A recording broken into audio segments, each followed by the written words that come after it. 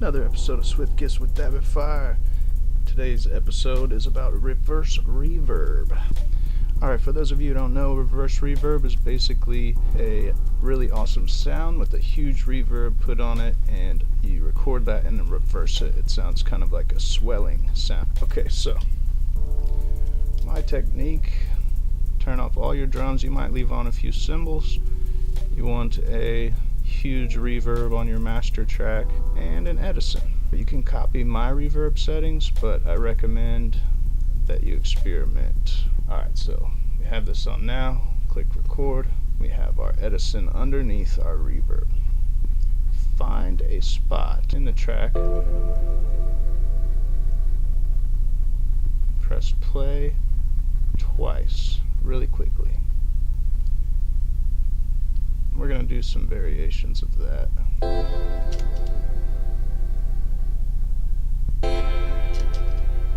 I already did this video once and my microphone wasn't working for some reason. I have this sample turned off, but I want to make an example of this. So you hear that sample didn't stop playing. I have a video on how to stop that using your sampler envelope settings. I'll link to that in the description if you want to check it out. For the purposes of this video, we're just going to turn it right off. Let's do a few more.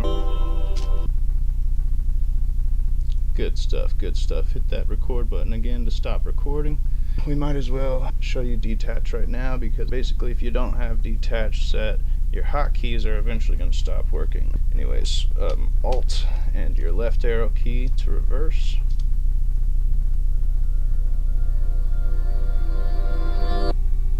Sounds pretty good.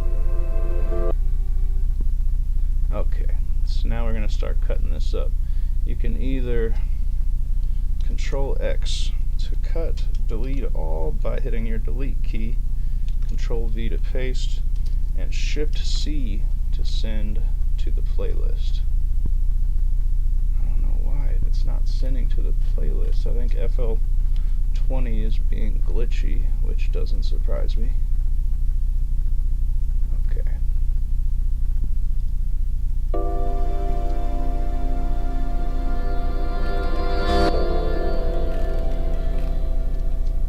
That sounds great.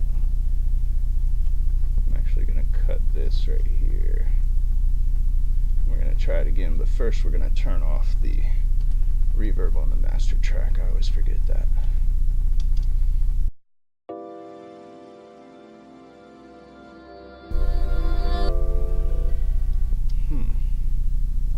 It better with that little tail. And sometimes it helps if you assign your reverse reverb to another track and then add a short little reverb on the end of it. It makes it sound a little better. Sometimes it's just better dry.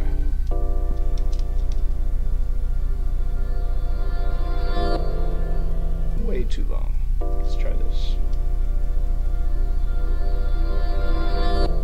So the other option, you could just Shift C, send the whole thing to the playlist and cut it up in the playlist. But I like to recycle these, and I think it's much better to be organized. So to recap, we selected the part that we wanted. Control X, delete. Control V, Control S is next.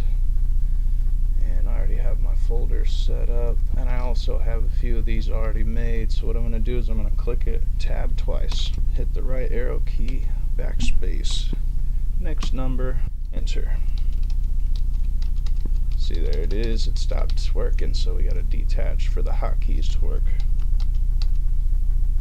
Okay, and then on to the next one. Control X, delete. Control V, Control S.